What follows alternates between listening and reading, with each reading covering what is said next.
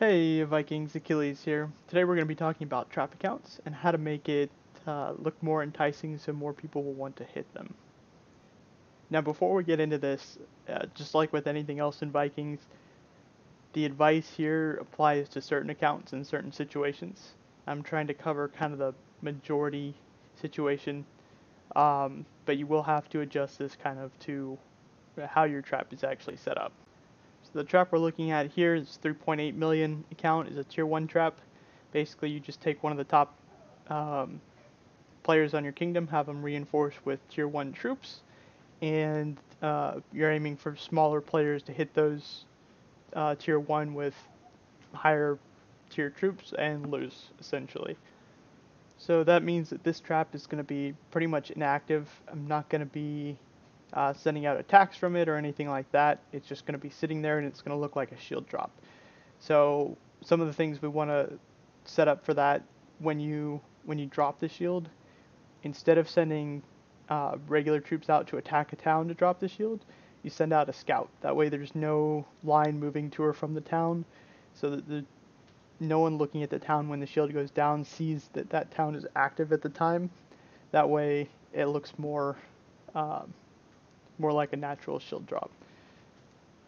The next thing we're going to want to do is mess with the stats. So the best way typically to detect a trap town is to look at the player stats.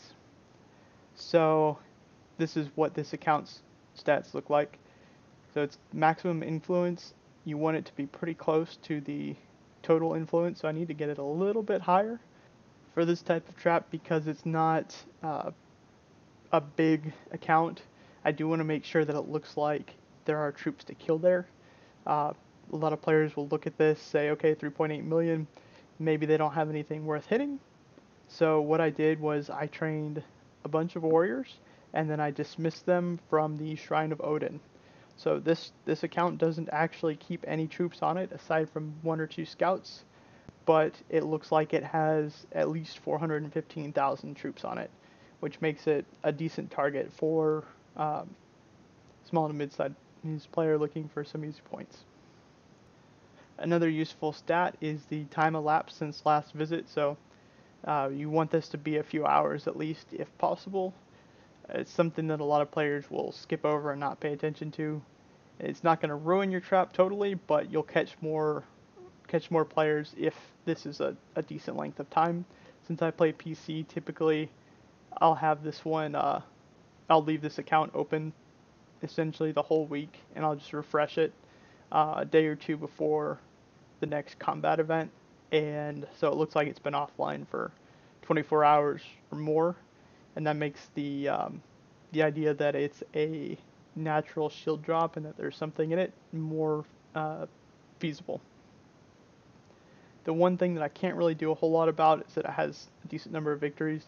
I did hit it a lot more, so it looks like it has more defeats than victories, so that helps a little bit.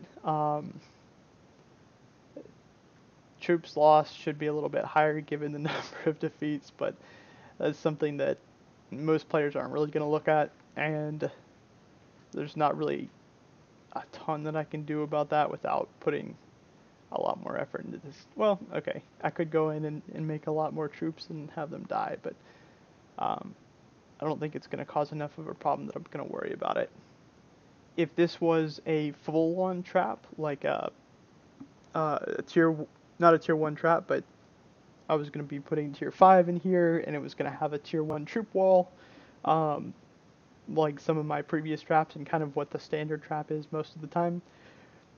The way to kind of adjust the stats, same thing with the time elapsed, but with the warriors trained, uh, the dead giveaway for uh, most traps is that there is going to be 10 to 80 million warriors trained more than there are troops lost.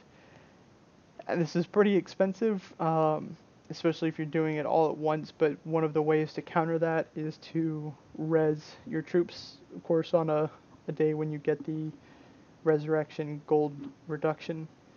But you can do that a little bit at a time, but basically you res your tier 1 troops since those are the cheapest to res, and slowly get your troops lost closer to your warriors trained number, and in that way look like a more feasible target. If I see an account, let's say a billion, 2 billion influence, and it has 2 million more troops trained than lost, I'm going to hit it.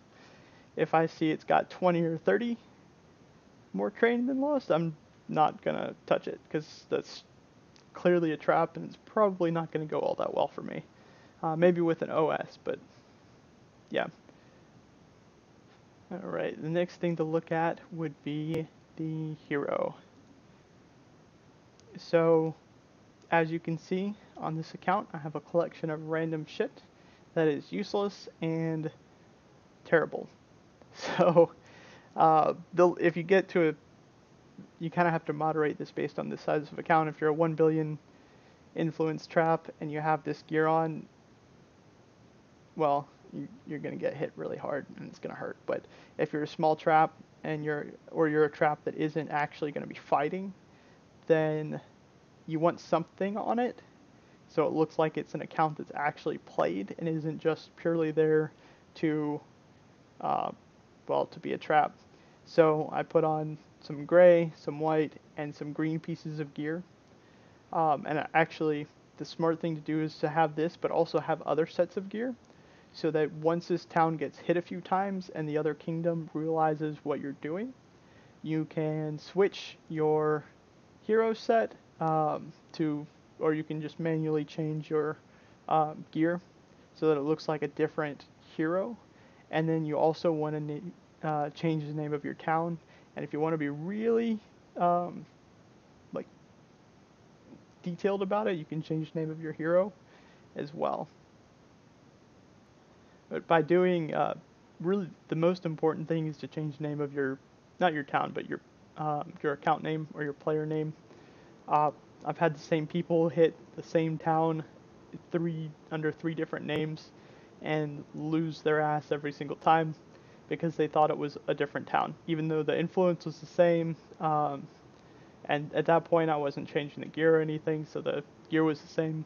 They didn't look at any of that. They didn't look at stats. It wasn't the trap town that they hit before, so they hit it again. So just to kind of recap, you want the last time since last login.